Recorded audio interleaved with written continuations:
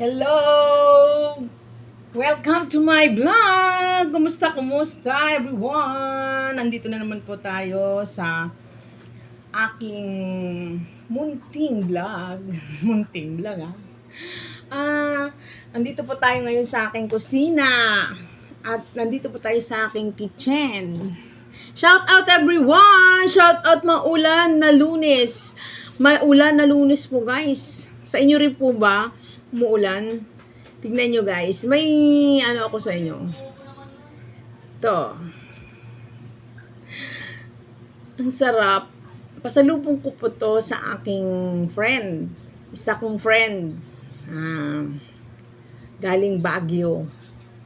Tignan nyo guys. Nagulat ako. Kinatok niya ako. Yung kaibigan kong yun guys. Kahit saan siya pupunta. Kahit saan siya magbabakasyon, kahit anong lugar, talagang hindi niya ako nakakalimutan. Shout out! Shout out sa aking kumare, kaibigan, lahat. Hindi ko na siya babanggitin dito. Pero, alam niya na kung sino siya, kung mapapanood niya. Thank you! Ang sarap. Pero sabi ng isa kong anak, sige lang, matamis. Sige lang matamis. Pero, hindi ko po siya kinakain na tawag doon? Pag ano lang po, pag parang dessert. Pag kunyari, di ba po, pag ang ulam natin, manok, isda, di ba parang nalalansaan ka, ganun, parang dessert, ganun. Ganun lang po ginagawa ko, hindi ko naman po inuupuan kasi delikado rin po tayo, no? Lalo sa mga edad nating ito. Nagpapasalamat lang ako sa kaibigan kong yun kasi hindi niya ako nakakalimutan. Di ba po? Maraming salamat dahil hindi mo ina-expect na pagdating niya, sabihin niya kakatok yan.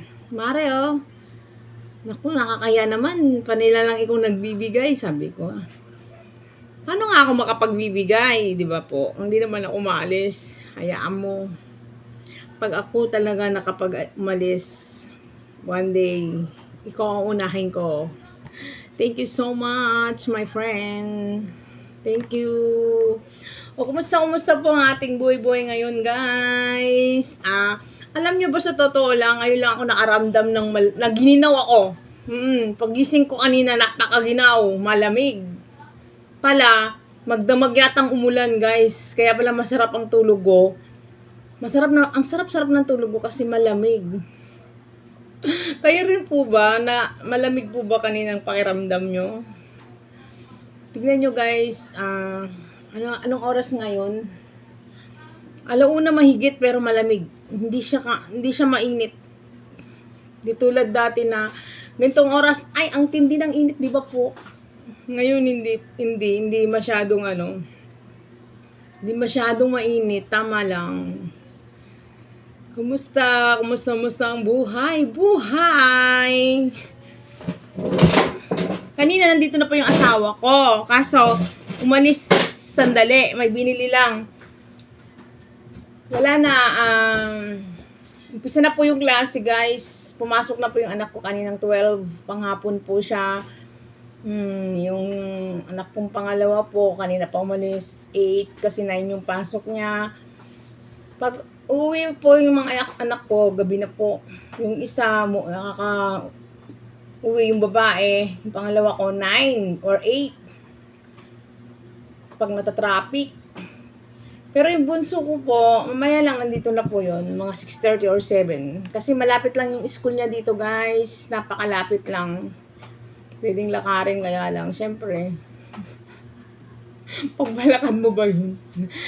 Sabihin nun, ayoko maglakad, ma. Kaya, sa totoo lang, niregaluhan siya ni papa niya ng guys, ng motor. Kaya sabi ko, ingat-ingat, mag-ingat ka mabuti, sobrang ingat. Good vibes lang po tayo kahit paiba-iba yung panahon. Ngayon, malamig. Isang araw, ang tindi ng init. Diyos ko po.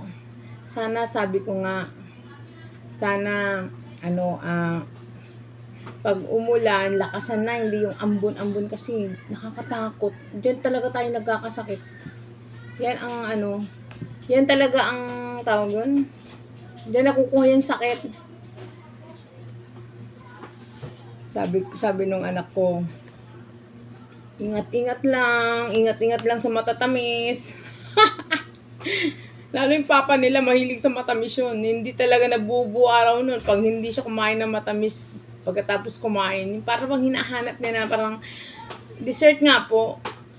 Para pagkatapos namin kumain, dapat may matamis siyang kinakain, ganun.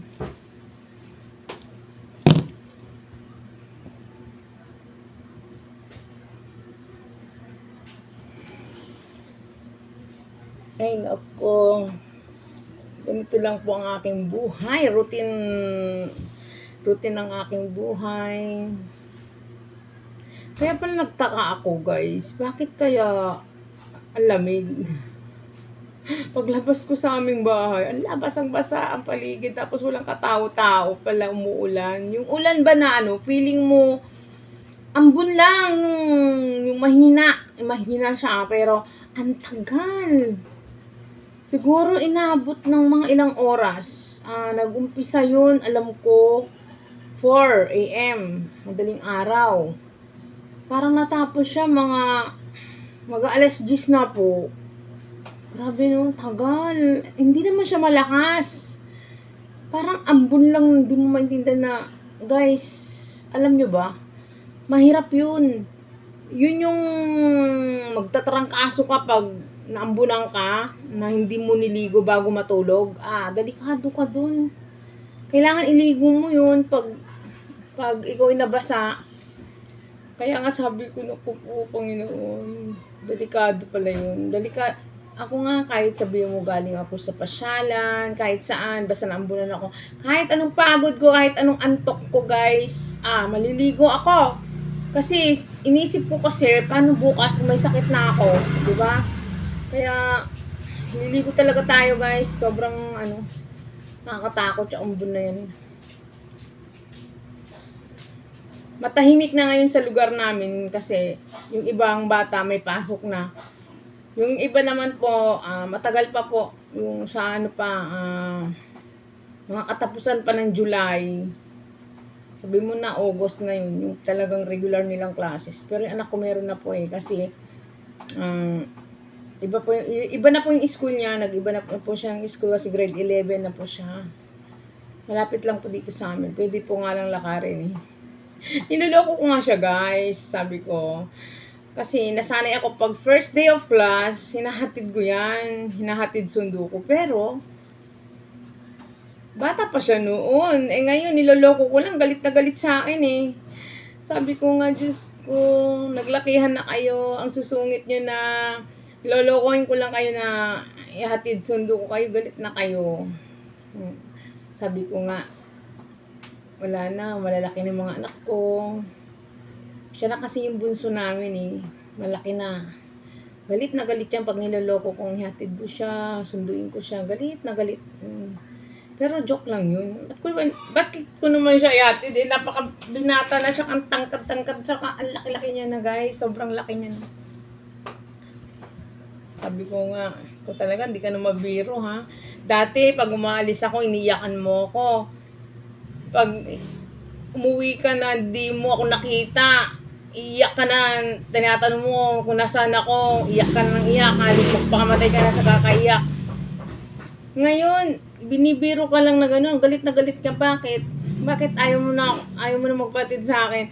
Sabi niya, yo, tignan mo nga yung laki ko na nakakahiya. Nakakahiya daw. Ayan paambon-ambon na naman po. Pangit talaga ng panahon. Makulimlim. Kala mo gabi na. Hindi mo nakailaw ako kasi napakadilim po. Sobra. Siguro yung mga kapitbahay ko natutulog kasi napakasarap matulog, malamig. Opo. Pag gintong oras, 1:00 mahigit 2:00, napakainit niyan. Pag summer, sobrang init, di ka rin makatulog.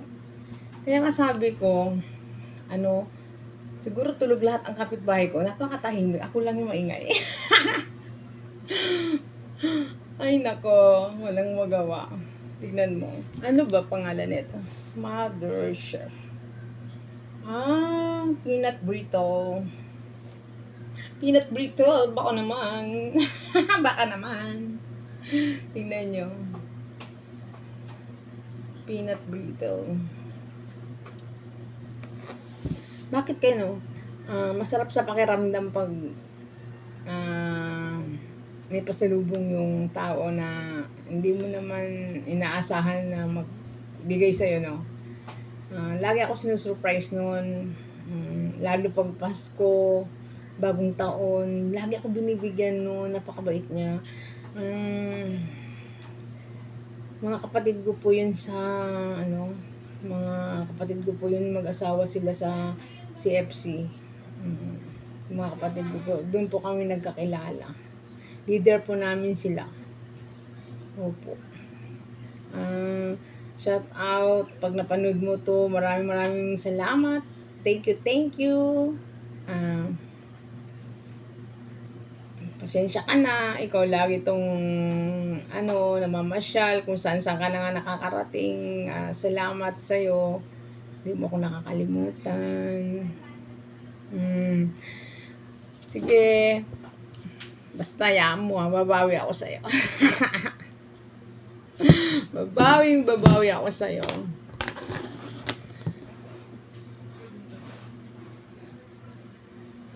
Lumalakas na naman po yung ulan. Sobra. Pangit ng panahon. Ano ba? Mag-comment nga po kayo, guys, kung tag-ulan na ba talaga? Tag-ulan na po ba talaga? O ano ba? May bagyo lang ba? O ano ba? Kasi isang araw, ang init. Ngayon naman, kala mo, gabi na napakadilim ng paligid namin. Maraming salamat sa mga sumusuporta sa akin. Ate Net Vlog Mix. Hello! Diyan po sa ibang bansa. Pag napapanood nyo po to, maraming salamat. Panoorin nyo po ang aking routine ng aking buhay. Yung mga hindi pa po nag-subscribe, subscribe na po. Sa lahat ng nag-subscribe, maraming salamat. Subaybayan nyo lagi ang aking mga vlog. Pwede naman po kayo mag-comment, mag-like and share. Don't forget to subscribe ang iyong lingkod, Ate Net Vlog Mix. Sige po, hanggang dito na lang at babalikan ko kayo. Stay put lang kayo dyan, ha? Meron lang akong gagawin sandali.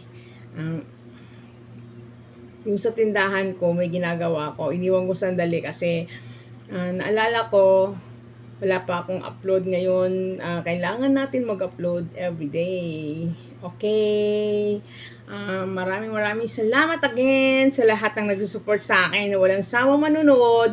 Wag lang po kayo mag-Skype. Alam niyo po bang Skype? Tapusin niyo po yung aking vlog, aking videos, para malaman nyo kung may nakapulutan ba kayong aral o maganda ba yung aking video, para pwede nyo pong i-like, i-share, and importante po i-share. Okay, thank you and God bless. Maraming salamat. Bye-bye!